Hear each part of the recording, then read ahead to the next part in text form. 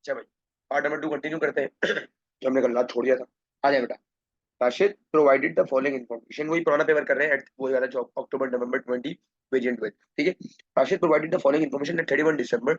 Machinery दी हुई 52,000 की, प्रोविजन फॉर डेप्रीसिएशन दिया हुआ है मशीनरी पे 23,000 का। Depreciation of the year is calculated 20% on cost, कि भाई 20% ऑन कॉस्ट है, तो उसका मतलब एसएलएम है, स्ट्रेट लाइन मेथड पे लगा रहा है। ऑन कॉस्ट है, कॉस्ट आपको पता है स्ट्रेट लाइन मेथड पे लगती है। After the statement of financial position was prepared, it was found that machinery repairs costing 2000 had been debited to machinery account. कि आपने एक एक्सपेंस था, आपने उसको एसेट में डाल दिया है।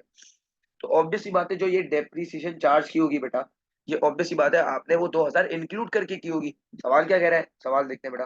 सवाल कह रहा है what is the correct balance on the provision for depreciation of machinery account. कि भाई ये प्रोविजन जो 23,000 रुपए ना, ये 23,000 सही नहीं है। आप बताओ करेक्ट क्यों, करेक्ट क्योंकि आपने यहाँ पर एक एरर कर दिया है ये 2000 वाला। तो आप क्या करोगे, आपके इसके दो तरीके हैं, तो मैं आपको पहले तरीके से सॉल्व करना सिखाता हूँ। कि अगर आप ये करते हैं कि बेटा 52,000 पे लगाते हैं आप 20%, तो आपके पास अमाउंट क्या थी। पहले मैं 52,000 पे लगाऊंगा, फिर मैं वो 2000 माइनस कर दूंगा, क्योंकि मैं 2000 उसमें ओवर स्टेट कर दिया, बढ़ा दिए, तो मैं उसको माइनस कर दूंगा। As simple as that. तो मैं 52,000 में जब 20% का डेप्रिसिएशन लगाता हूँ, मेरा आंसर आ रहा है 10,400 रुपये। फिर आंसर आ रहा है 10,400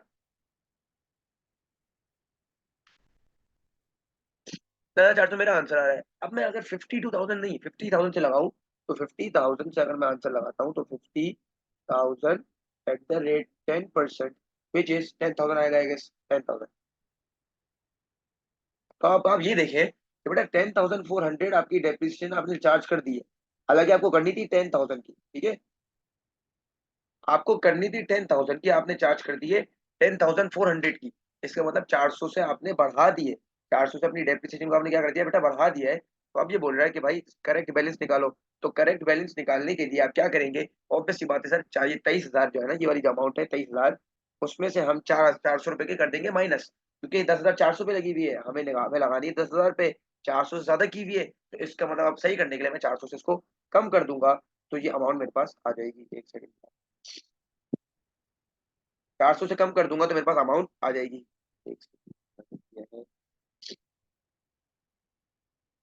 ठीक है। तो मैं इस अमाउंट को 400 से बढ़ा माइनस कर देता हूँ, ताकि मेरे पास आंसर आ जाए, ठीक है। तो अब मैं 23,000 में 400 अगर माइनस करता हूँ, 23,000 माइनस 4,400, तो मेरा आंसर आएगा 22,600 का। 22,600 का answer, which means that option number B is the correct option. कि अब मेरा जो करेक्ट बैलेंस है वो है 22,600 रुपये। आप ये भी कर सकते थे कि वो 2,000 रुपये अलग से लगाते और वो माइनस कर देते, इस तरीके से भी हो सकता था। ये 2,000 जो है, जो आपने एक्स्ट्रा चार्ज किया हुआ है, उस पर 20% लगाते तो उसका 400 आता, वो 400 डायरेक्टली माइनस कर देते इस अकाउंट से। Simple as that. सवाल प्रोविजन फॉर डेप्रिसिएशन का पूछ रहा था मशीनरी का, तो मैंने उसी पे चार्ज किया है। अब आते बेटा 17 वाले पे। अ मशीन विच कॉस्ट 32,000, कॉस्ट है 32,000 की, was sold for 14,000, 14,000 रुपए का बेच दिया है। The total depreciation at the date of disposal was 15,000। Depreciation इतनी है, बेचा इतने का है, और कॉस्ट इतनी। सवाल बोल रहा है प्रॉफिट है या लॉस है, डिस्पोजल में प्रॉफिट है या लॉस है। आते बेटा चेक करते हैं। आपको पता है कि अगर एक चीज की कॉस्ट 32,000 रुपीज है, एक सेकेंड, एक चीज की कॉस्ट 32,000 है, ठीक है बेटा, और उसको जो मैंने इस्तेमाल किया है, डेप्रिसिएशन उसकी कितनी है, डेप्रिसिएशन उसकी 15,000, 15,000 की उसकी है डेप्रिसिएशन, ही देखे, और मैंने बेचा है 14,000 रुपए का। तो 15,000 पहले तो मैं ऐसे कर दूं माइनस, तो मुझे पता चल जाए कि हाँ भाई मार्केट वैल्यू क्या है आज की, आज की मार्केट वैल्यू क्या बोल रही है। तो मैं इसमें से करता हूँ 15,000 को माइनस, राइट, 15,000 को माइनस कर दिया। अब 32 में से 15 को माइनस करता हूँ, तो मेरा आंसर है 17,000 का, राइट। 17,000 की अब इसकी औकात बची हुई, यानी कि नेटबुक वैल्यू जो है वो इसकी 17,000 की है। और अब मैंने बेचा कितने का सर, मैंने बेचा है 14,000 रुपए का। तो इसका मतलब 17,000 की इसकी वैल्यू थी, मैं बेच रहा हूँ 14,000 रुपए का। तो जो सेल प्रोसीड है वो है 14,000 रुपए की। इसका मतलब मैंने 3,000 अपना नुकसान में बेचा, तो 3,000 लॉस ऑन डिस्पोजल है ना बेटा। ये 3,000 रुपये आपका आ गया लॉस। क्यों, क्योंकि वैल्यू थी आपकी 17,000 रुपए की, इसकी औकात थी, आपने कितने का बेचा, 14,000 का बेच दिया, तो इसका मतलब आपने 3 का कर दिया नुकसान अपना। बात समझ आ रही है। तो यहाँ पर आपका सवाल क्या बोल रहा है, व्हाट वाज द प्रॉफिट और लॉस। प्रॉफिट तो सर है ही नहीं, तो प्रॉफिट वाले ऑप्शन को काट दो। सर लॉस है, कितना लॉस है बेटा, 3,000 रुपए का लॉस है, which means option number B is the correct option. तो ये 3,000 रुपए का आपका लॉस आ गया। तो ये पूरा स्टेप होता है क्या आपने कॉस्ट में से डेप्रिसिएशन को माइनस किया, नेट बुक वैल्यू आई, फिर नेट बुक वैल्यू में से सेल्स प्रोसीड को माइनस किया, तो आपके पास आंसर आ गया 17 का आंसर बी। चलिए चेक करते बेटा आ गया तो। Beena maintain the provision for doubtful debt 3% of trade receivable. ठीक है भाई, अपने रिसीवेबल पे 3% का वो शक करती है at the end of each financial year. On 1 September 2019 the provision were 900। पहली सितंबर 2019 को जो प्रोविजन थे वो 900 थे, और 31 अगस्त 2020, तो इसका मतलब ये वाले जो है वो हो गए ओपनिंग, ये वाली जो इन्फॉर्मेशन है वो क्लोजिंग इन्फॉर्मेशन है। On 31 August 2020 the trade receivable amounted to 42,800। तो ट्रेड रिसीवेबल की अमाउंट थी वो थी 42,800। बोल रहे प्रोविजन निकाल लो, एज सिंपल एज दैट, कोई मसले वाली बात ही नहीं है। तो आप क्या करोगे, 42,800 में लगाओगे 3%, तो आपके पास जो आंसर आएगा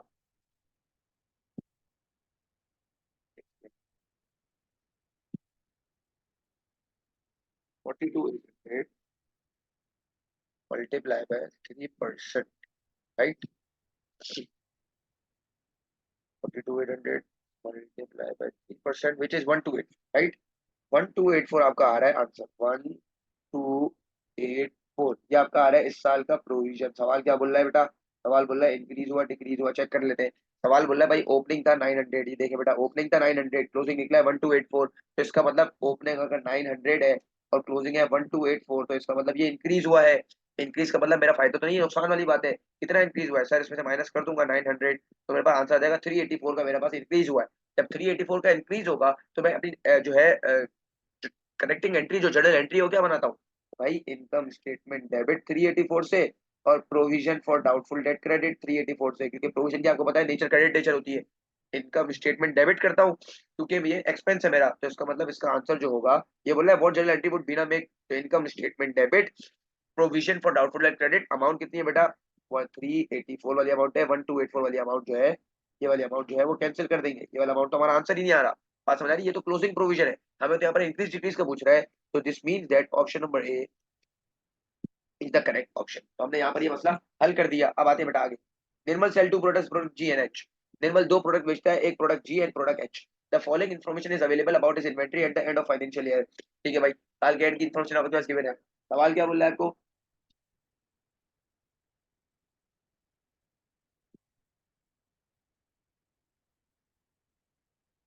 सवाल क्या कह रहा है, आ जाए बेटा। सवाल बोल रहा है product G and product H की आपको इन्फॉर्मेशन दी हुई है, 1000 यूनिट्स की, 800 यूनिट्स की,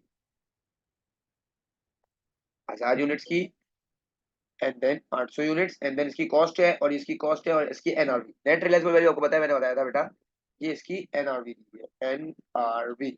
और आपको पता है आईएस2 क्या बोलता है कि inventory is valued at lower of cost और नेट रियलाइजेबल वैल्यू, इन दोनों में से जो अमाउंट लोअर है उस पे करेंगे। अब आप देखिए बेटा, 1000 वाली जो प्रोडक्ट है उस पे अमाउंट कॉस्ट लोअर है या फिर नेट एनआरवी लोअर है, सर ऑब्वियसली बात है कॉस्ट लोअर है, तो इसका मतलब भाई 1000 रुपए जो है वो आपकी कॉस्ट प्राइस पे इंक्लूड होगा। यानी कि अब इसमें अमाउंट आपको 1000 यूनिट्स को आप 2 से मल्टीप्लाई करोगे, 2.5 से नहीं करोगे, क्योंकि लोअर ये है आईएस2 के मुताबिक। ठीक है बेटा, आईएस2 मुझे ये बोलता है। फिर आ जाए 800 वाली पे, 800 वाली पे कॉस्ट प्राइस है 1.50 और एनआरवी है 1.20, तो इसका मतलब मैं इसको रिकॉर्ड करूंगा 1.20 पे, तो ये बात तो हमें समझ आती है। अब आगे कुछ इन्फॉर्मेशन है, it was found that 100 units of G were damage and were अनसेलेबल।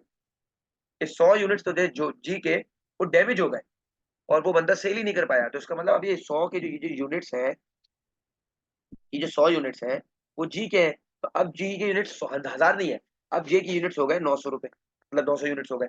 तो अब आप जो करेक्ट इन्वेंट्री निकालोगे वो कैसे निकालोगे, आप पहले आप करोगे 900 मल्टीप्लाई बाय, किससे मल्टीप्लाई करोगे बेटा, 2 से, 2.5 से, सर ऑब्वियसली बात है 2 से करेंगे, तो 9 को मल्टीप्लाई करोगे 2 से, और एच वाले में 800 यूनिट्स है, 800 को मल्टीप्लाई करोगे आप 1.2 से, तो इन दोनों को टोटल करोगे तो आपके पास अमाउंट आ जाएगी। सवाल खुद बोल रहा है बेटा, सवाल देखें, बोल रहा है टोटल वैल्यू ऑफ इन्वेंटरी निकालो, तो टोटल वैल्यू आप सुकून से निकाल लेंगे, कोई ऐसी मसले वाली बात नहीं है। तो 900 मल्टीप्लाई बाय 2 व्हिच इज 1800, और 800 मल्टीप्लाई बाय 1.2, 960 रुपए प्लस 1800 व्हिच इज 2760, 2760 आपका आ गया टोटल,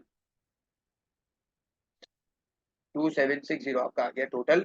तो 2760 विच means that option number A is the correct option. ठीक है बेटा, यहाँ तक बात समझ आ गई, ये जो टोटल है दोनों का, इसका भी और इसका भी। चले आ जाए, सवाल बोला what is not a service business, कौन सा ऐसा बिजनेस है जो सर्विस बिजनेस नहीं है। Hairdressing salon sir service business है। अकाउंटेंट प्रैक्टिस ये भी सर्विस बिजनेस है। सुपरमार्केट सुपरमार्केट क्या सर्विस बिजनेस है? नहीं भाई, सुपरमार्केट तो सर ट्रेडिंग करता है ना भाई, आपको गुड्स दे रहा है। सर्विस बिजनेस तो नहीं है, कोई सर्विस तो नहीं दे रहा। आप जाते हो वहां पर सामान लेके आते हो और जो भी ग्रोसरीज होती है वो सारी करके आते हो। तो ये एक सर्विस बिजनेस है, ये ट्रेडिंग बिजनेस है कि आपको गुड्स दे रहा है। तो इसका मतलब option number C is the correct option. Option number D भी देख ले बेटा, कंप्यूटर रिपेयर शॉप, ये भी आपका एक सर्विस बिजनेस है, ये आपको सर्विस प्रोवाइड करता है। तो 20 वाला हो गया। अब आते हैं 21 पे। The financial year end of Peter and on 30 सितंबर। ठीक है भाई, जो पीटर का साल खत्म हो रहा है वो हो रहा है 30 सितंबर को। On 1 August 2020 Peter received rent, receive किया बेटा रेंट 1000 रुपए का। This cover the period from 1 July to 30 November 2020। यानी कि ये जो रेंट रिसीव हुआ है वो जुलाई का है, अगस्त का है, सितंबर का है, अक्टूबर का है, नवंबर का है। यानी कि JASON, यानी कि जेसन, यानी कि ये 5 महीनों का इसको रेंट मिल चुका है 1000 रुपए एडवांस में। ठीक है, सवाल क्या बोल रहा है भाई? 30 सितंबर को साल हो रहा है खत्म, 30 सितंबर को साल खत्म हो रहा है। जरा गौर से देखिएगा बेटा। तो यानी कि ये 3 महीने जो है वो तो है, तो ये 2 महीने का लड़के ने कर दिया एडवांस। क्या कर दिया लड़के? एडवांस पे कर दिया है। अब आप चेक करो कि अगर 1000 रुपए 5 महीने का पे किया है, 1 महीने का कितना होगा सर? 1 महीने का होगा 200 रुपए, राइट? 1 महीने का हो जाएगा 200 रुपए।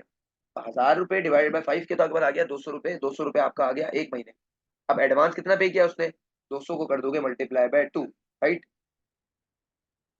तो आपके पास अमाउंट आ जाएगी 400 रुपए की। तो 400 रुपए का लड़के ने कर दिया एडवांस। क्या कर दिया बेटा? एडवांस। सवाल क्या बोल रहे हैं? Which entry will be made in Peter statement of financial position on 30 September 2020? 2020 में कौन सी एसओपी में कौन सी एंट्री बनाएगा? अब मुझे बताओ बेटा, ये इसको रेंट रिसीव हुआ है एडवांस में, इसको रेंट हो गया रिसीव। तो अब क्या ये इसका करंट एसेट है या करंट लायबिलिटी? अभी मुझे ये पता चल गया है कि भाई मेरी इन्फॉर्मेशन में 400 आएगा। ठीक है बेटा, मुझे अंदाजा हो गया कि हाँ मेरी इन्फॉर्मेशन में 400 आएगा। तो 400 का है ऑप्शन ए में, ऑप्शन सी में। तो इसका मतलब या तो एसेट होगा या तो लायबिलिटी होगा। अब मुझे बताएं कि ये इसने एडवांस पे किया है, इसको एडवांस मिला है? अरे एडवांस मिला है, तो इसका मतलब ये इनकम है, एडवांस इनकम है आपकी। तो एडवांस इनकम आपका एसेट नहीं होता, आपको पता है एडवांस इनकम आपकी लाइबिलिटी होती है। तो दिस मींस दैट ये करंट लाइबिलिटी में रिकॉर्ड हो जाएगा 400 रुपए, कि आपकी ये एडवांस इनकम है। और ये 2 महीने का हमने रिकॉर्ड कर लिया। ये 3 महीने का रिकॉर्ड नहीं किया क्योंकि ये 3 महीने इस साल में फॉल होते हैं। ये 2 महीने जो है वो एडिशनल है ना बेटा, क्योंकि सितंबर में साल खत्म हो रहा है, देखिए सवाल ने बोला हुआ है। ठीक है, तो करंट लाइबिलिटी सी वाला option is the correct option. अब आते हैं आगे। आगे क्या बोला, आगे देख ले बेटा। In addition to share of the profit a partner receive interest on capital. Partner को इंटरेस्ट ऑन कैपिटल मिलता है, सैलरी मिलती है, इंटरेस्ट ऑन ड्राइंग्स मिलता है। तो ये बोल रहा है how are this recorded in the ledger account of partner? Partner के लेजर अकाउंट में क्या क्या चीजें कैसे लिखी जाती है बेटा? आपको पता है इंटरेस्ट ऑन कैपिटल जो है वो आपका करंट अकाउंट में आता है, इंटरेस्ट ऑन कैपिटल करंट में आता है, सैलरी भी आती है, ये भी आता है। मगर ये इंटरेस्ट ऑन ड्राइंग्स आपका डेबिट साइड पे आता है, इंटरेस्ट ऑन ड्राइंग्स आपका आता है डेबिट साइड पे। बाकी ये जो दो चीजें हैं ये आती है क्रेडिट साइड पे, राइट? तो अब देखते हैं, आगे चेक करते हैं। तो इसका मतलब इंटरेस्ट ऑन कैपिटल जो है वो आपके क्रेडिट पे आ रहा है। तो क्रेडिट कहाँ का आ रहा है बेटा? क्रेडिट करंट अकाउंट यहाँ भी है, ए में भी है, बी में भी है, सी में भी है। सैलरी कहाँ आ रही है? Sir salary credit current account में आ रही है और क्रेडिट में आ रही है। तो इसका मतलब ऑप्शन ए और अब होगा सी। बी को काटा दो बेटा। फिर आ जाओ interest on drawings. Interest on drawings क्या होनी बेटा? डेबिट कैपिटल अकाउंट या debit current account? Sir obvious बात है debit current account, which means option number C is the correct option, क्योंकि इंटरेस्ट ऑन कैपिटल भी क्रेडिट बेटा और सैलरी भी क्रेडिट पे करंट अकाउंट में, और इंटरेस्ट ऑन ड्राइंग्स डेबिट पे। तो option number C is the correct option. तो हमने यहाँ पर ये हरकत भी कर ली है। आगे आते हैं बेटा। Sports club provided the following information. Sports club ने आपको कुछ इन्फॉर्मेशन दी हुई थी। सवाल बोला है what was the total income? Income की बातें कर रहे हैं। सवाल क्या बोल रहा है? इनकम बताओ भाई टोटल। ये नहीं बताओ कि आप मुझे सरप्लस बताओ, डेफिसिट बताओ। तो बच्चा ये क्या कर देगा? इनकम के चक्कर में पहले सारे गेन को प्लस करेगा और लॉसेस को माइनस कर देगा, एक्सपेंसेस को माइनस कर देगा, इनकम निकाल देगा। नहीं भाई, इनकम का मतलब जो आपके पास पैसा आया। तो आप चेक करो यहाँ पर इनकम कौन कौन सी बेटा आपके पास। सब्सक्रिप्शन आपकी इनकम है, yes sir. Profit on the sale of refreshment, जी बिल्कुल ये भी इनकम है। क्या डेप्रिसिएशन आपकी इनकम है? नहीं सर, डेप्रिसिएशन मेरी इनकम नहीं है। रेंट एंड इंश्योरेंस भी नहीं है, वेजेस भी नहीं है, ये सारे मेरे एक्सपेंसेस हैं। तो इसका मतलब यहाँ मैं सिंपल सिंपल क्या करूंगा, 26,800 में 26,800 में मैं 6.8 प्लस 4.2 मैं प्लस कर दूंगा तो मेरे पास आंसर आ जाएगा 31,000 का, which mean option number D is the correct option. के टोटल इनकम पूछा है बेटा, इनकम माइनस नहीं कर देना, सरप्लस और डेफिसिट नहीं पूछा है। तो याद रखना, सरप्लस पूछेगा या डेफिसिट पूछेगा तो आप इनकम्स में से एक्सपेंसेस को फिर माइनस करोगे। अभी आपने से इसने कुछ पूछा ही नहीं है, ठीक है बेटा? इनकम में से एक्सपेंस को माइनस करोगे अगर ये सरप्लस वगैरह की बातें पूछेगा। अभी सिर्फ इनकम का पूछा है तो अभी हमने सवाल को और इजी कर दिया, कोई मसले वाली बात नहीं है। आ जाए 24 वाले पे। A club was formed on 1 जुलाई 2019, ठीक है, during the year ended 30 June 2020। Subscription receive from members total 2500। हमें सब्सक्रिप्शन रिसीव हुई 2500 रुपए की, ठीक है। This included 120 paid in advance for the next financial year. Subscription outstanding 30 June 2022 amounted to 280। Subscription का account बना लो, सिंपल सिंपल सा, ठीक है बेटा। सब्सक्रिप्शन का अकाउंट किसका होता है? ए, आपको पता है सब्सक्रिप्शन का अकाउंट होगा ए पी पी ए, और यहाँ हो जाएगा बैंक की अमाउंट, और यहाँ हो जाएगा इनकम एंड एक्सपेंडिचर, राइट। सवाल क्या बोल रहा है कि 1 जुलाई 2019 को इसने अपना क्लब फॉर्म किया, तो क्या कोई इन्फॉर्मेशन ओपनिंग वाली इन्फॉर्मेशन गिवन है बेटा? जरा देख लें, क्या कोई ओपनिंग इन्फॉर्मेशन गिवन है? 1 जुलाई 2019 को इसने फॉर्म किया है, 30 जून 2020 को सब्सक्रिप्शन जो उसको मिली है टोटल 2500 रुपए की मिली है। सवाल क्या बोल रहा है? How much was recorded in the income and expenditure account, कि ये वाली अमाउंट निकालो, ये वाली इनकम एंड एक्सपेंडिचर वाली। तो अब आप देखिए कि अक्रूड और प्रीपेड आपको ओपनिंग कुछ भी नहीं दिया हुआ, कुछ भी ओपनिंग नहीं दी थी, तो ये हो गया टैक्स। कितने पैसे मिल रहे हैं बेटा? साल में कितने मिल रहे हैं? 2500 रिसीव कर रहे हो, तो यहाँ मैंने लिख दिया 2500, ठीक है बेटा। 2500 आपने यहाँ लिख दिया, ये देख ले बेटा, यहाँ पर लिखा हुआ है 2500 इसको रिसीव हो रहे हैं साल पे, ठीक है। 2500 हो गए रिसीव, इसको 2500 रिसीव हो गए। अब आगे लिखा हुआ है this included 120 paid in advance. ये ऐसे थे जिसमें इसने एडवांस पे कर दिए थे for the next financial year. तो ये देखो डेट क्या बोला है, 30 जून 2020 की इन्फॉर्मेशन है, तो यानी कि ये आपका क्लोजिंग प्रीपेड है ना बेटा। क्लोजिंग प्रीपेड कितना हो जाएगा? 120। तो आपने यहाँ लिख दिया 120 paid in advance for the next financial year. Then subscription outstanding on 30 June amounted to 280। Outstanding मतलब अक्रूड है, 280 की अक्रूड है, इसका मतलब 280 आ जाएगा इधर। तो अब आप क्या करोगे? अब आप ये करोगे, this 2500 plus 280 minus 120, 2500 280 minus 120, which means 2660 is the correct answer। ये आपका आंसर आ गया 2660। ठीक है बेटा, 2660 will be charge to income and expenditure account. तो ये 24 वाला आंसर भी हमारा क्लियर हो गया है। आगे आते हैं बेटा, तो यहाँ पर सवाल देखेंगे, गौर से पढ़ने का। सवाल अगर पढ़ेंगे सारी चीजें क्लियर हो जाएगी। सवाल क्या पूछना चाह रहा है, क्या क्या फिगर्स गिवन है और क्या चीजें नहीं गिवन है, हमें सवाल को आराम से पढ़ना तसल्ली से, टाइम का टेंशन नहीं है। आ जाए, Anthony does not keep a full set of accounting records, ठीक है भाई। He knows opening and closing cash balances and wishes to calculate his cash sales। इसके बाद ओपनिंग और क्लोजिंग का कैश का बैलेंस पड़ा हुआ है, ठीक है। ओपनिंग और क्लोजिंग कैश का बैलेंस पड़ा हुआ है, and he wishes to calculate his cash sales. उसको अपनी कैश सेल्स कैलकुलेट करनी है। Which item does Anthony not need, बोला नहीं, जरूरत नहीं पड़ेगी। In order to calculate his cash sales, आ जाए बेटा। कैश बैंक, तो कैश जितना पैसा आया बैंक में, तो उसका मतलब ये तो जरूरत पड़ेगी ना कि हाँ भाई इतना माल बेचा है, तो ये तो जरूरत वाला है, तो इसका मतलब ये ऑप्शन को कर दिया मैंने एलिमिनेट, तो ये तो हो नहीं सकता इधर। कैश डिस्काउंट, आते हैं इस पर तफसील से गुफ्तगू करते हैं। कैश ड्रॉइंग्स, जी भाई पता चलेगा यार कैश ड्रॉइंग कितनी कैश ड्रॉइंग्स की है, कितनी ड्राइंग्स की है, तो अंदाजा हो जाएगा कि हाँ यार इतना पैसा आया था, इतनी ड्राइंग्स कर ली, तो ये एस्टिमेट कर सकता है। तो ये भी ऑप्शन सही वाला ऑप्शन है। कैश एक्सपेंसेस, वही बात है ना, कैश एक्सपेंसेस की बात है कि भाई कितने खर्चे हुए कैश में, तो वो डिफरेंस जो आएगा वो पता चल जाएगा कि हाँ इतने माल बेचा है। कैश डिस्काउंट, बेटा कैश डिस्काउंट आपका यहाँ पर नहीं आएगा। कैश डिस्काउंट तो मुझे बताता ही नहीं है ना भाई, कैश डिस्काउंट यहाँ पर एलिजिबल ही नहीं है, क्योंकि सवाल क्या बोल रहा है, which item does Anthony not need in order to calculate cash cell.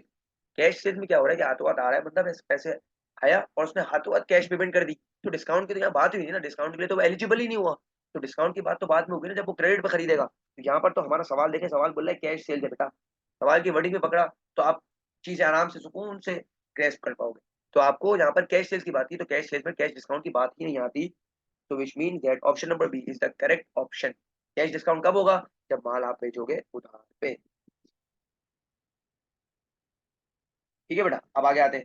A trader has not maintain a full set of accounting records, how can she calculate the credit sales. Credit sale किस तरह calculate करेगी? आ जाए बेटा, calculate credit sale किस तरह calculate करेगी, आपको मैं हल्का सा एक को बता देता हूँ।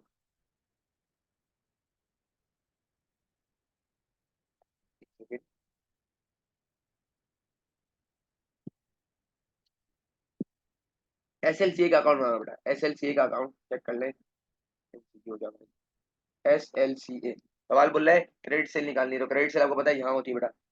क्रेडिट सेल निकालने के लिए आप क्या करते हो? ओपनिंग बैलेंस, यहाँ CD, right. Opening balance CD. अच्छा यहाँ पर और क्या क्या गिवन है? रिसीट्स फ्रॉम क्रेडिट कस्टमर, जो आपके पास पैसा आया अपने क्रेडिट कस्टमर से, आपके पास जो पैसा आया। यहाँ में एक एक ऑप्शन को देखते हैं, receipts from credit customers. Receipts कहाँ आती है, डेबिट पे क्रेडिट पे? सर रिसीट्स आती है यहाँ पर, तो रिसीट्स आ जाएगा यहाँ पर। ये आर लिख दिया, ठीक है बेटा, रिसीट्स आ गया। Plus closing trade receivables, discount allowed. Discount allowed क्या होता है बेटा? ऑब्वियस बात है, डिस्काउंट अलाउड भी यहाँ आता है, डीए लिख दिया बेटा, डिस्काउंट अलाउड भी यहाँ आता है, ठीक है। डिस्काउंट अलाउड भी यहाँ आता है, थोड़ा सा खूबसूरत सा लिख देते हैं इसको, राइट। डिस्काउंट अलाउड भी आपका यहाँ आता है। अच्छा, अब मुझे बताओ यहाँ पर क्या बोल रहा है, पहले ऑप्शन में देखिएगा कि रिसीट्स फ्रॉम क्रेडिट कस्टमर्स, ठीक है भाई, रिसीट्स प्लस होती है क्लोजिंग से। अब क्लोजिंग से क्या प्लस हो रही है या माइनस हो रही है बेटा? ये बीडी है, ये ओपनिंग है, ये क्लोजिंग है, ठीक है, याद रखिएगा, ये ओपनिंग है, ये क्लोजिंग है।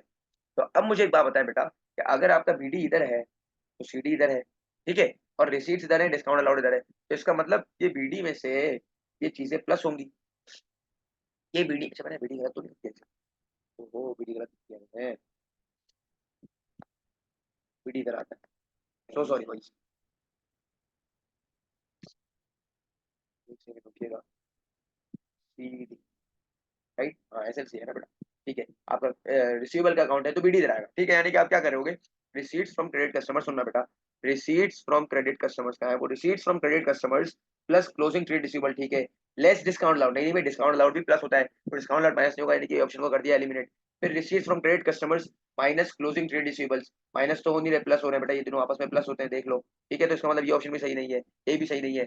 Receipts from credit customers minus closing trade receivable, ये माइनस वाला ऑप्शन भी यहाँ पर एलिमिनेट कर दिया ऊपर, ये वाला देखते हैं, receipts from credit customers plus closing trade receivable, ठीक है बेटा, receipts plus closing trade receivable plus discount allowed minus opening receivable, तो आपके पास जो अमाउंट आएगी वो आएगी क्रेडिट सेल्स की। वापसी देख ले कि रिसीट्स में आप डिस्काउंट अलाउड के अमाउंट और अपना जो क्लोजिंग रिसीवेबल है इन तीनों को प्लस करोगे, फिर इससे माइनस करोगे, तो जो आपके पास अमाउंट आएगी वो आएगी क्रेडिट सेल की। तो यहाँ देख ले बेटा, यहाँ पे सवाल क्या बोला है, receipts from credit customers plus closing trade receivable plus discount allowed, ये तीनों चीजें प्लस और माइनस हो गया ये, तो आपके पास जो अमाउंट आएगी वो आ जाएगी क्रेडिट सेल्स की, which means that option number D is the correct option, ठीक है बेटा। तो ये मैंने बीडीसीडी के बारे में थोड़ा सा गलती कर दी थी, ये बीडीसीडी इधर होता है, ये एसएलसीए का अकाउंट है, ठीक है बेटा, आगे आते हैं। A trader made the following forecast for the business for the next financial year, कि भाई इसने कुछ फोरकास्ट की थी, यानी कि कुछ एस्टिमेशंस किए हुए थे अपने नेक्स्ट बिजनेस के लिए, नेक्स्ट फाइनेंशियल ईयर के लिए। What is the forecast sale, सवाल बोला है फोरकास्ट सेल निकालो। अब देखें बेटा, आपके पास एवरेज इन्वेंटरी दी गई और रेट ऑफ इन्वेंटरी टर्नओवर दिया हुआ है, तो इसके थ्रू आप क्या निकालोगे, आप निकालोगे कॉस्ट ऑफ सेल, चेक करना बेटा, रेट ऑफ इन्वेंट्री टर्नओवर का फॉर्मूला होता है cost of sale upon average inventory, right.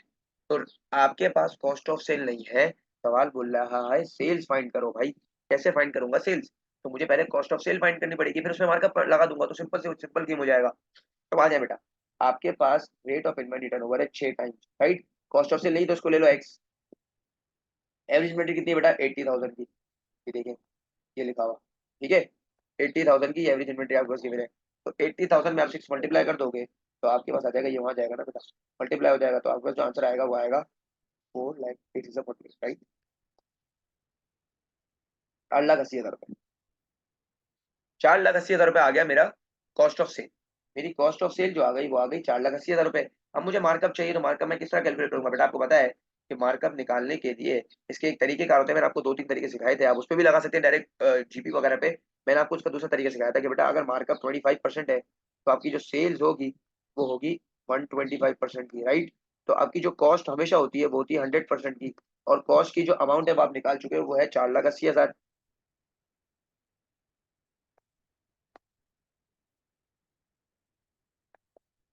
आपको ये फाइंड करनी है, तो आप क्या करोगे, एक्स के अमाउंट की उसको इससे मल्टीप्लाई करोगे, उसको इससे मल्टीप्लाई कर दोगे तो आपका आंसर आ जाएगा, तो यानी कि अब आप एक्स के अमाउंट निकालने के लिए 480,000 को 125 से मल्टीप्लाई करोगे, 480,000 को मल्टीप्लाई करोगे 125 से, फिर डिवाइड करोगे 100 से, तो विच मीन्स जो आपकी सेल आ गई है वो आ गई है 6 लाख रुपए की,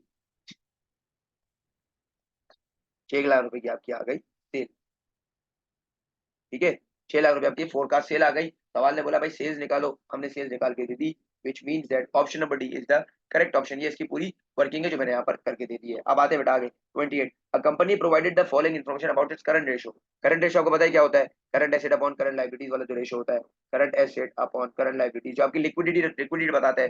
तो एयर वन में लड़का बोल रहा है कि 2.3 था, फिर 2.4 था, फिर 2.5 था, यानी कि आप देखो एयर की जिस तरह एयर जा रहा है करंट रेशो आपका इंक्रीज हो रहा है।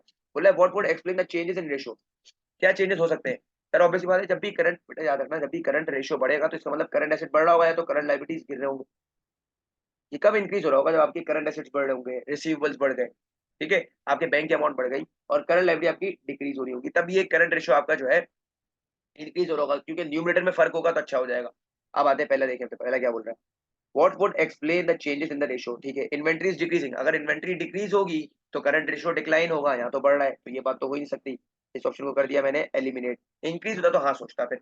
अदर पेबल्स आर इंक्रीजिंग, बेटा लाइबिलिटी इंक्रीज हो रही है, लाइबिलिटी इंक्रीज होगी तो इसका मतलब करंट रेशियो और डिक्लाइन होगा, तो ये ऑप्शन में नहीं हो सकता, हमें यहाँ पर इंक्रीज दिखाना है बेटा, देखे ना इंक्रीज हो रहा है 2.3 फिर 2.4 फिर 2.5, तो आपके सामने की बात है। ठीक है, फिर आते हैं आगे, अदर रिसीवेबल्स आर इंक्रीजिंग, जी भाई अदर रिसीवेबल आपके इंक्रीज हो रहे हैं, अदर रिसीवेबल क्या है बेटा, अदर रिसीवेबल आपके एसिड है, एसिड आपका इंक्रीज हो रहा है, तो इसका मतलब ये बात तो बिल्कुल सही कर रहा है, तो इसका मतलब option number C correct option है। अब डी वाला ऑप्शन देख लें, trade receivables are decreasing, trade receivables decrease हो रहे हैं, एसिड डिक्रीज हो रहा है, एसिड जब डिक्रीज होगा तो करंट रेशियो डिक्लाइन होगा, तो ये ऑप्शन भी नहीं होता, तो option number C is the correct option. समझ आ गई बेटा, आ रहा था एक एक चीज की वजाहत कर रहा हूँ आपको, मैं बता रहा हूँ कि इसके कैंसिल होने का रीजन क्या है, रीजन होना पता होना जरूरी है। अब आ जाए, trader wants to improve his gross margin, gross margin को बढ़ाना चाहता है, ग्रॉस मार्जिन क्या होता है, GP upon sales multiply by, ये मार्जिन होता है बेटा।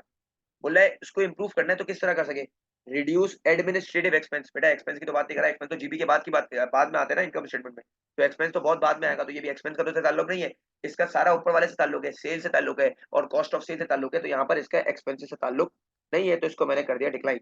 फिर रिड्यूस डेप्रिसिएशन, डेप्रिसिएशन भी आपकी बताया आपको एक्सपेंस है, यहाँ पर हम जीपी से ऊपर वाली बातें कर रहे हैं, ठीक है बेटा।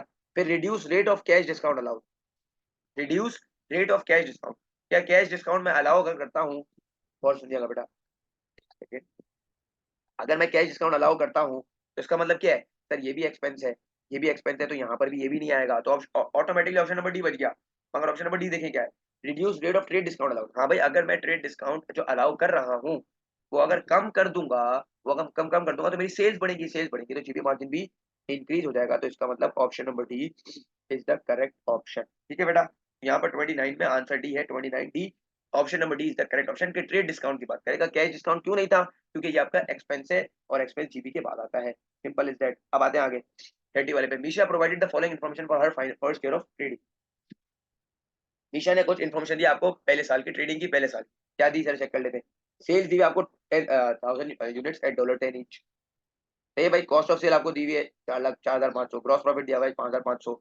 इन the second year of trading Misha reduce the selling price and sold 1500 unit, see ठीक है, her gross profit decrease by 250, there was no change in the cost per unit.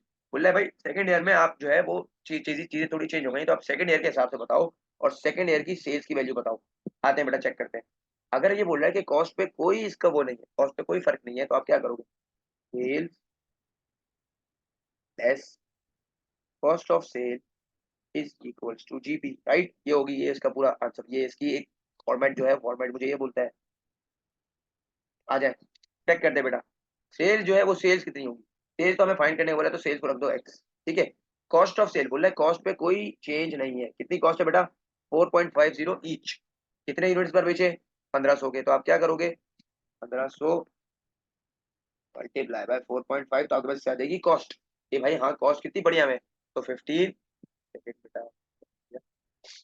1500 multiply by 4.5 which is 6750, तो 6750 में ये आ गई cost of cell 6750, right, मैंने यहाँ दिया 67। अच्छा अब क्या बोल रहा है, her gross profit decrease by 250, gross profit पहले कितना था 5500, 5500 से 250 से डिक्रीज हो गया, तो इसका मतलब 5500 माइनस 250 विच इज 5250, तो ग्रॉस प्रॉफिट क्या हो गया बेटा 5250।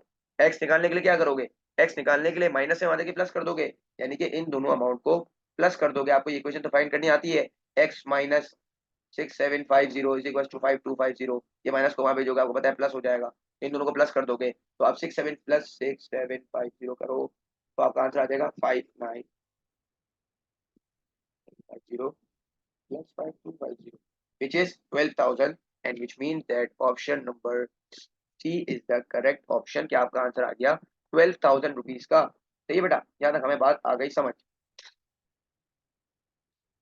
खूबसूरत तरीके से।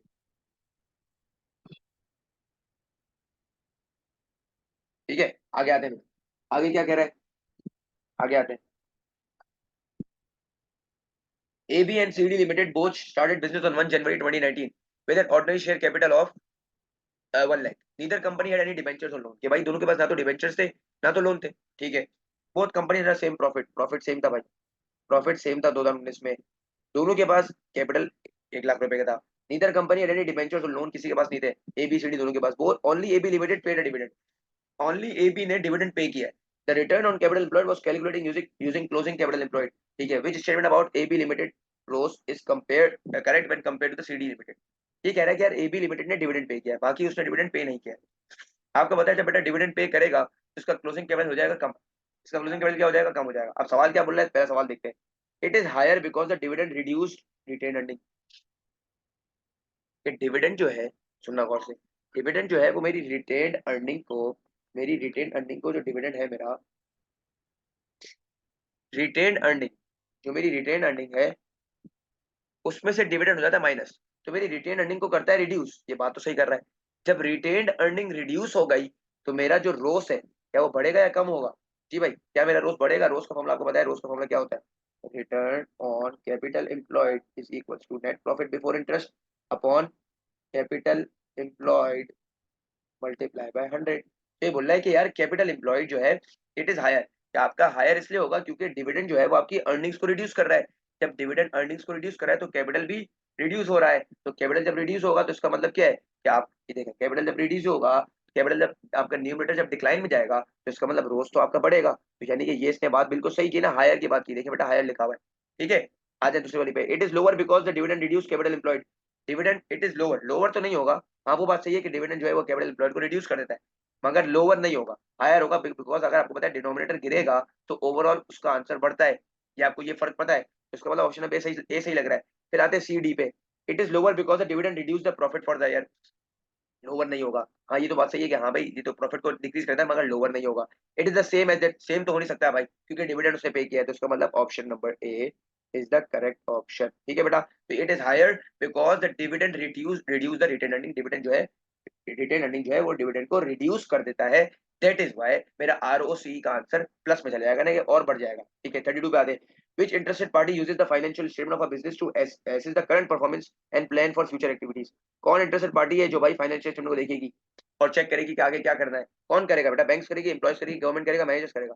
तो ऑब्वियस बात है मैनेजर्स करेगा, बाकी तो लोगों का कोई काम ही नहीं है। बैंक का तो काम है भाई पैसा दो पैसा लो। आते हैं 33 पे, the special skills of the employees are not recorded. मैं अपने एम्प्लॉयज के स्पेशल स्किल्स को रिकॉर्ड नहीं करता, एक वैल्यू नहीं देता। क्यों नहीं देता? क्योंकि मुझे आपको पता है कि ये वाला सवाल हमने पहले भी इस तरह का सवाल किया है। क्योंकि एक कॉन्सेप्ट होता है वो बोलता है मनी मेजरमेंट कॉन्सेप्ट, या हर चीज जिसकी फाइनेंशियल वैल्यू है, जिसकी मॉनेटरी वैल्यू है उसको रिकॉर्ड करोगे, बाकी चीजों को रिकॉर्ड नहीं करोगे, ठीक है बेटा। तो ये 33 हो गया। फिर आते 34 पे, how can a business comply the accounting principle of prudence. Prudence concept किस तरह अप्लाई करता है?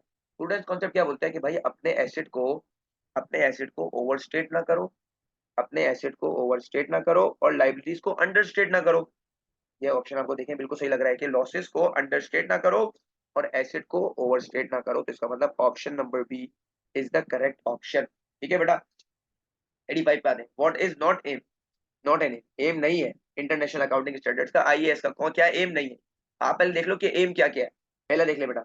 To ensure accounting standards in different countries agree, ठीक है बेटा, ये तो एम है, तभी तो इंटरनेशनल अकाउंटिंग स्टैंडर्ड्स बने हुए हैं, तभी तो इंटरनेशनली सारे स्टैंडर्ड्स बने हुए हैं कि हाँ यार सारे जो है सबके मामला सेम हो, मसले मसाइल ना हो, तो ये तो एम है। तो ये ऑप्शन यहाँ पर एलिमिनेट कर दिया। बी वाला देखें, to establish an organisation to set standards in every country. तो बोल रहा है एक, और इसका एम ये है कि हर कंट्री में अलग अलग से स्टैंडर्ड्स हों।